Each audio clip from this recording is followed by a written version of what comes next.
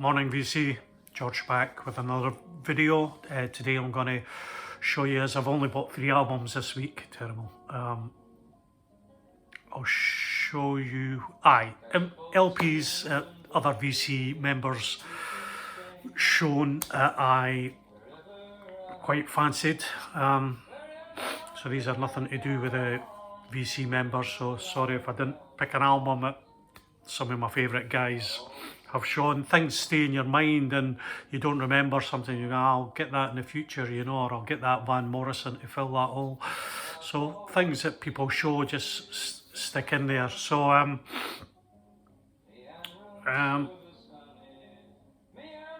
what is collectors, we're nosy about what other people get, aren't we? And always looking for things really, but I'm on my own path, and so I don't buy a lot that other people have shown. But as I never stopped buying records, I kept on buying records right through. It was the audiophiles and the DJ that kept vinyl ticking over in the day. So yeah, but still buy odd things. And when I first tuned in, I've maybe been doing videos for a year and a half now or so, and I probably watched for about 2 years before that. I remember I made one video and as passion, I deleted it and I never put it up. But eventually, yeah, that's what you end up doing.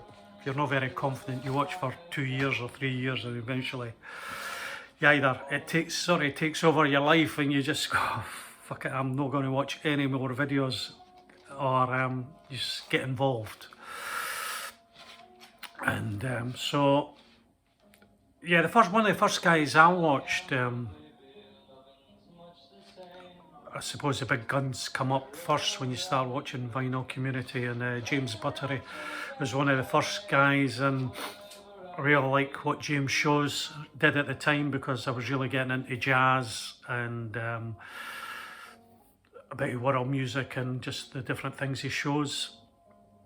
A lot you don't know about, but it goes in the back of your head somewhere, and you go, you know, one day I maybe will buy that. So, but what James did really open me up to was folk music in a way, and Bert Jansch. She showed Bert Jansch, and once I looked into Bert Jansch, she stayed, as we all know, round the corner for me, really. Never knew him, and it was just quite a shame that such a famous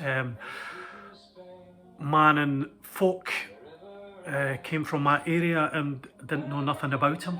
I wasn't really into folk music, really. That was for hippies at the time. Till you open your ears. So James showed Bert Jansch, and that sort of opened my ears to that. And he showed this other character who's from Edinburgh, and it's Dick Gaughan, Handful of Earth. This is from 1980. And it's on is it Hannibal? No, it's on Topic. It's on the Topic record label. So I think Dick Gaughan's well known in the British folk circles. He's made quite a few albums. I picked up one other of his albums. This is, I don't know if it's his best. It's really good. Handful of Earth, Dick Gaughan. And the other thing that I recognised this at the time when he showed it, and this is actually a mile from my house in Dunbar. It's like a cement works, I think. Slightly altered now as I've taken down one of the chimneys. But yeah, Dick Gaughan, folk music again, great album. I love a man with a guitar, or a woman with a guitar, for sure. But just unbelievable this was taken just up the road from me. Dick Gaughan, Handful of Earth. Thank you, James, for everything. So following on from that, I started maybe showing Bert Jansch, and Dean Grandma's Handbag in Melbourne, Australia, gave me a shout and says, get this album, Jackson C. Frank. This is from 1965. Don't think it's got, it's just self-titled. Jackson C. Frank unfortunately died young-ish, think he really only made this one album. There's some albums, demos and things kicking around, but he may have done another album. So Jackson C. Frank came over to London to get involved in the British folk scene, and met up with Paul Simon, who was there at the time, and the two guys went off and recorded this album for him, and Paul Simon produced the album. Great album, really good. I like when an artist you get into has only got one or two albums. It's nice and easy to catch up, it doesn't cost you much. So next off we have an album at Rob, who no longer shows on the VC. Rob, the Dublin Irish guy who lived in the Basque region of Spain, around San Sebastian, I guess, round about that area, can't really remember. And he showed this album, The Flatlanders, One Road More, I think it's from 1980. Yeah, this is on Charlie. A great American folk, rootsy Americana,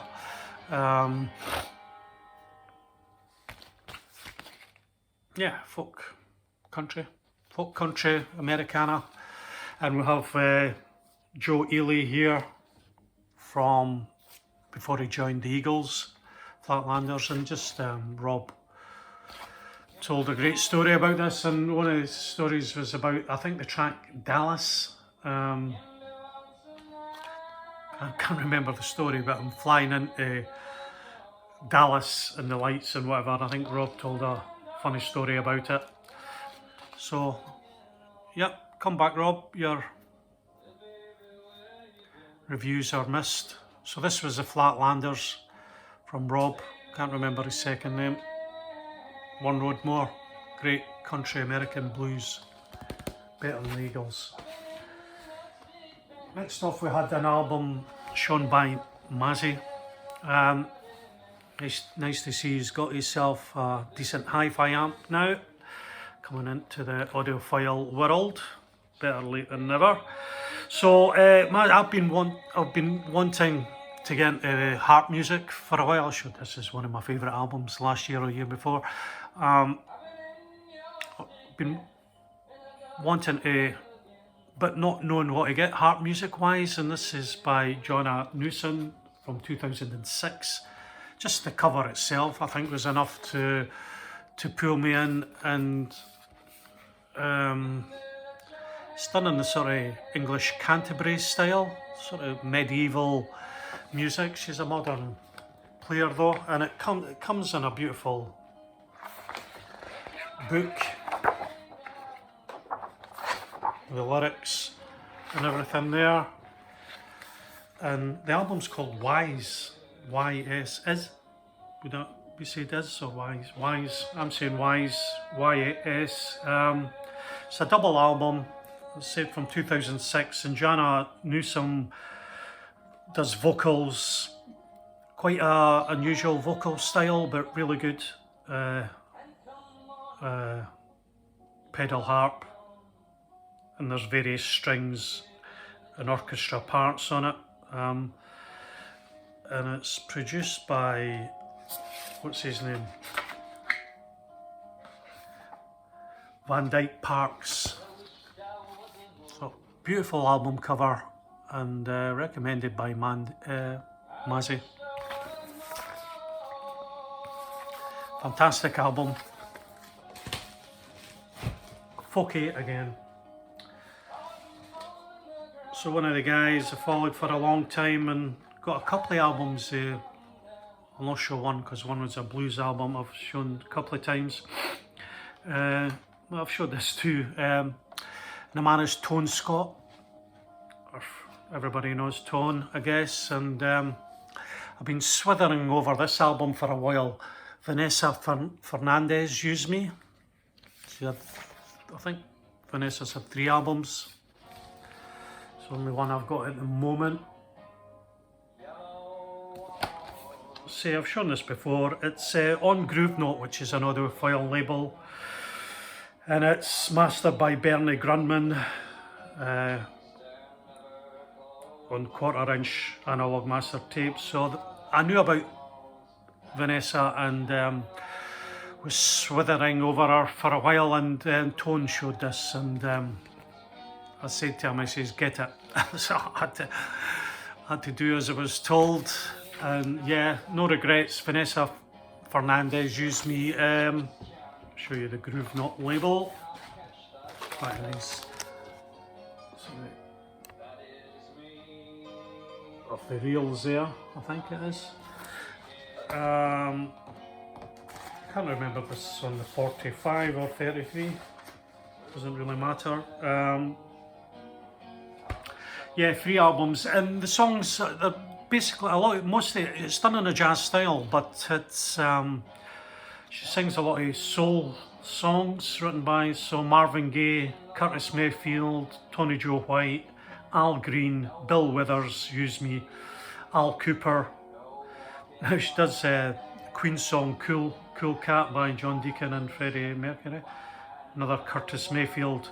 So yeah, it's a fantastic sounding album on the system. And the year would be 2014. They done a one-step of this, that's why I'd swithered over a long time to get the one-step, which was quite a bit more expensive, but I've seen this double album at a good price actually, so thank you, Tone Scott. So next off we have Roy Harper, and Rob Ison's a big Roy Harper fan. It pushed me in the direction of Roy Harper and my local record shop, Green Cat Records. Had a few copies albums, so I got 2 or 3 from there. So this is a live album, flashes from the archives of Oblivion. It's a live double album, recorded at various concerts up and down England at one time or another. And he says here, it may be February, but it's always August under your arms. He's a bit of a crazy old man as Roy Harper, but English folk music. It's on the Harvest label from 1974. It's produced by Peter Jenner, but for me it's engineered by the great John Leckie, who done a lot of, well, I think most of you know, Bebop Deluxe and by XTC, etc. So Roy Harper, yeah, it was great to find him because I was getting into folk music, obviously, folk and jazz, and this guy's quite a character. So I'm going to get more of his albums when I see them. Roy Harper, thank Rob Ison. Good to see you're getting a new hi-fi system again, Rob. Yeah, look forward to seeing your choices. Don't know what you're getting. Maybe a Riga turntable. Don't know. Many things to choose from, but Roy Harper, shown by Rob Ison. So next off we have, that's Jackson C. Frank playing in the background, if you picked up on that at all. So next up is Bradley William Now, showed this album. I've not bought a lot of jazz albums that people have shown, really. Maybe I have, can't remember, but remember this one.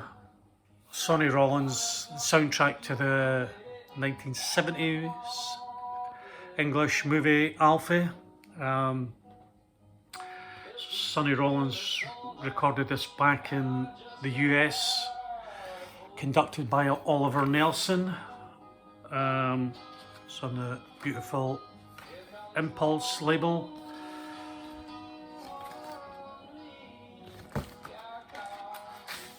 And I think Bradley was quite taken with this album at the time, and I'm sure he says he was going to buy every copy he could find. I don't know, but it intrigued me enough to, and I was getting into Sonny Rollins and jazz anyway. A great movie, and it doesn't include Cilla Black singing the song Alfie off the time. I don't know what year they're giving on this. They're giving 66 on this. Maybe the album was, the movie was earlier. Don't know why I thought 69, 70. But yeah, it's great. Sonny Rollins doing a traditional English crap movie. It's not a crap movie, it's a bit of a cult movie, but if you're used to the big American blockbusters, it doesn't, it's a bit drab, I guess, but it's a great movie anyway. But so thank you, Bradley. Encouraged my look out on anything on impulse, and there is a fantastic blues album anyway. So Alfie by Sonny Rollins, suggested by Bradley at William Now. Here's a great hi-fi system also. So next off we have Chris, the blues guy, up in Canada. So yeah, I was big into the blues 20 years ago or so. Well, I bought most of my blues albums. I buy the occasional one. But one of Chris's favourite artists is Buddy Guy, and was mine too. I've seen Buddy Guy a couple of times, and he showed this album, Buddy Guy Blues Singer. So it's Buddy Guy doing folk acoustic blues, which I tend to prefer rather than electric blues. Buddy's generally electric guitarist, and I think at the time I remember Eric Clapton saying he was the best living electric guitarist still living. That's that album side finish. So I'm going to, if you excuse me a second, pull that. Don't like the end of the side ruining my stylus. So yeah, seen him twice live, and I love Buddy Guy. I've got a lot of his albums.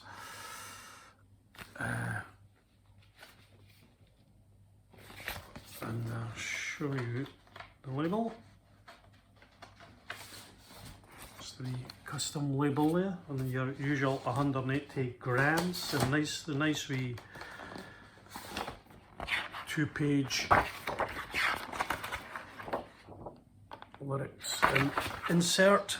So this is from about 2006, possibly 2003. Yeah, so my favourite blues album is Muddy Waters Folk Singer, which I've got coming, the new One Step. I've had about 3 other audiophile pressings. It's just a fantastic album, Muddy Waters. It only lasts for about half an hour, give or take a minute or two. And it's on a double album, you get like about 3 minutes a bloody side. But anyway, so Buddy Guy plays rhythm guitar on Muddy Waters Folk Singer. And I think this was Buddy Guy trying to do a folk singer. Didn't call it folk singer, well, he called it blues singer. Folk, the other one's folk blues.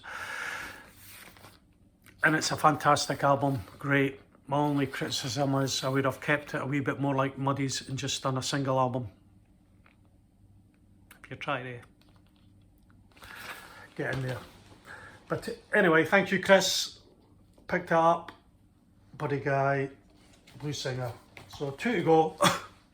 Next off, the guy doesn't watch my channel, bit of a pain in the arse, sorry, but he's got a great hi-fi system, and it's Sonic Flair, and I watch some of his videos. Danny K, bit over the top, but Danny showed this, he shows some really good albums, and he doesn't show all audiophile albums. So this is Paul Horn, Inside the Great Pyramid. Shown that too before. And I picked up, this isn't a great copy actually. Nice label on Mushroom. It's a double album, and it was recorded in 1977. Bit of Los Angeles jazz, I guess. I'm saying Los Angeles, don't really know. Yeah, Los Angeles, recorded in Los Angeles. Yeah, Paul Horn's done a lot of jazzy sort of things, but this album they got permission at night when it was closed, and he went in, I think himself, and he went into the different chambers. So there's a wee book with us, a wee booklet explaining it all, his trip, how he done this. And that's some in the King's Chamber, Queen's Chamber. Well, little recording, I think he had a recording engineer, but I don't know if he left. Paul set up and he left, and so it's just Paul Horn on his flute, and he just goes in there. He doesn't know really what he's going to play. He just plays away. He does a bit chanting in it. It's really spiritual in a way, you know. But right up my street, as I'm really into Egyptology. Probably need a better copy than this. Recorded live in the Great Pyramids of Giza. Yeah, it's quite magical album. Quite spiritual, and it's quite haunting. And you can pick this up fairly cheaply. I probably need a better copy. Paul Horn, which was suggested by Danny Kay. And last but not least, we shout out for my audiophile friend Michael at 45 Records, 45 RPM. Didn't show, well, I probably did show this, but this is Nathan Davis. I think it was recorded live in France in, well, where's the dates here? 1966 to 67. This is a triple album. And what's significant about this is Michael introduced me to Sam Records. Probably a lot of people, Sam Records, I've got a couple of albums coming, should be here next week. I got this a year and a half ago. Sam Records, they're a one-man business that issue these brilliant albums. I think they're pressed at Optimal or Palace in Germany. They're real great quality, 180 grams, everything's pure analog. I'll not take this out because it's the only thing wrong with Sam Records is their packaging is really tight, and it's hard getting everything back in to get in the sleeves. So yeah, Michael 45's doing a great thing for Ukraine at the moment, so if you can watch his latest channel just to support his views on it, and he's donating money to the Afghan appeal. So well done, Michael. And his albums he buys are quite overwhelming at times. Don't know how he listens to them all, but anyway, thank you for introducing me to Sam Records. They're a fantastic record company, reissue label, based there in France. And the guy emailed me and said, I'm sorry, I'm a bit late with your order. I'm a one-man business here and things get overwhelming. So yeah, Nathan Davis, great jazz saxophonist. Thank you, Michael. So it's a lovely day. I didn't get a new amp. I just got a new mains conditioner. It probably costs more than somebody's amplifier he just bought, but I'm not going to show you. Just getting ready to go out for a game of golf. Catch you later, VC. Bye-bye.